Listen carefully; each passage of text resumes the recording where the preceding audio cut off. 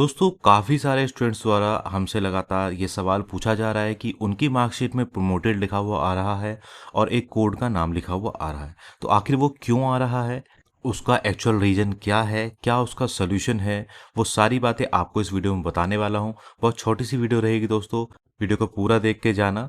और साथ ही दोस्तों, चैनल पर अगर आप नए हैं और सीसीएस से रिलेटेड सारी जानकारी अपने फ़ोन पर पाना चाहते हैं तो हमारे चैनल को अभी सब्सक्राइब करें और बेल आइकन के बटन को दबा के ऑल पर सेट करना बिल्कुल ना भूलें, ताकि हमारी आगे आने वाली सभी वीडियोस की नोटिफिकेशन आपको मिलती रहे। तो चलिए दोस्तों, शुरू करते हैं बिना किसी देरी के।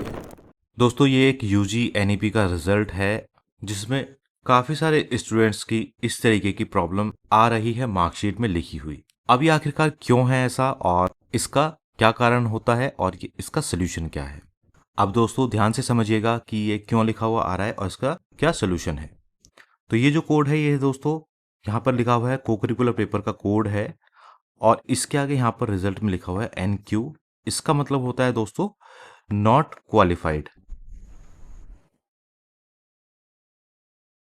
नॉट क्वालिफाइड का मतलब है कि आपने ये पेपर क्वालिफाई नहीं किया है अभी तक, आपके मार्क्स अभी कम रह गए हैं, 40 मार्क्स आने थे, 40 नहीं आ पाए हैं। तो इस वाले पेपर में आपकी बैक लग चुकी है, ठीक है। और बैक लगने की वजह से यहाँ पर ये पेपर लिखा हुआ आ रहा है कि इस वाले पेपर में आपकी बैक है।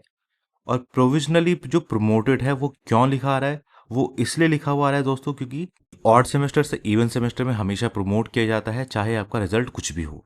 तो जैसे ये फर्स्ट सेमेस्टर का रिजल्ट है, तो स्टूडेंट सेकंड सेमेस्टर भी इस टाइम कर चुका होगा, या पिछला अगर ये रिजल्ट है तो वो आगे की चीज़ें भी कर चुका होगा। तो अब अगर ये बैक आ गई है तो इसका सोल्यूशन क्या है, अब वो आगे समझिएगा दोस्तों। देखिए दोस्तों, इस तरीके से आपके दो तरीके के सेमेस्टर चलते हैं। एक होता है ऑड सेमेस्टर यानी कि विषम सेमेस्टर, हिंदी में इसको बोलते हैं। एक होता है इवन सेमेस्टर, इसको सम सेमेस्टर हिंदी में बोला जाता है। यही शब्द आपको जब भी आपके एग्जाम फॉर्म आएंगे उनमें लिखे मिलेंगे। तो ऑड सेमेस्टर कौन कौन से होते हैं, पहला, तीसरा और पांचवा, ये आपके ऑड सेमेस्टर हो गए। और इवन सेमेस्टर यानी सम सेमेस्टर हो गए आपके दूसरा, चौथा और छठा। ध्यान से समझिएगा दोस्तों, बहुत बारीक बात है, आपको ध्यान से समझनी होगी तभी आपकी समझ में आ पाएगी। तो अब ध्यान दीजिएगा कि अगर आपकी बैक आ गई है किसी कोकरिकुलर वाले सब्जेक्ट में या किसी भी सब्जेक्ट में, तो आप उसकी बैक कब दे सकते हैं। मान लीजिए आपकी बैक आई है फर्स्ट सेमेस्टर में, तो जो आप उसकी बैक देंगे वो देंगे आप थर्ड सेमेस्टर में जा करके। और यहाँ पर भी दोबारा से आपकी बैक आ जाती है तो उसकी बैक देंगे आप फिफ्थ सेमेस्टर में जा करके।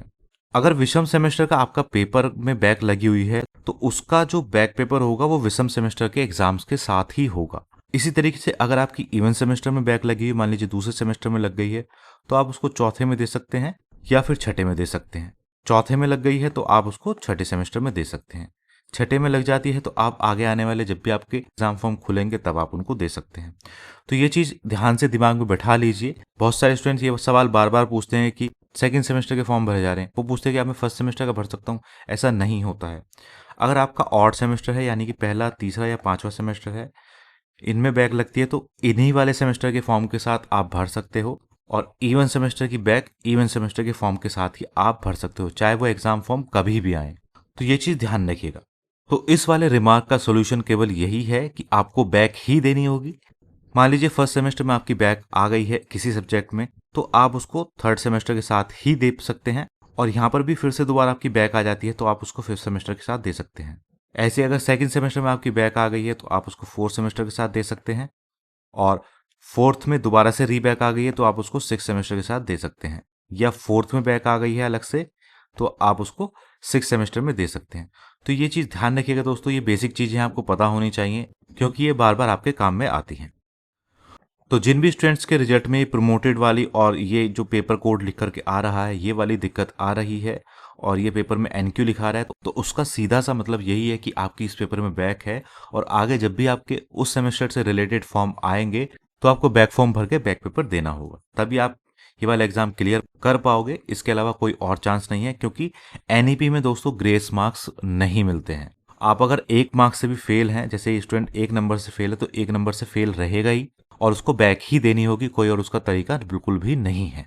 तो आई होप दोस्तों सारी जानकारी आपको समझ में आई होगी जो भी मैंने अभी तक बताई है आपको। और वीडियो अगर आपको पसंद आई हो तो उसको लाइक और शेयर जरूर कीजिएगा। और चैनल पर अगर आप नए हैं दोस्तों तो चैनल को जरूर सब्सक्राइब करें, ताकि हमारी आगे आने वाली सभी वीडियोस की नोटिफिकेशन आपको टाइम टू टाइम मिलती रहे। मिलते हैं दोस्तों अगली वीडियो में, तब तक के लिए जय हिंद जय भारत।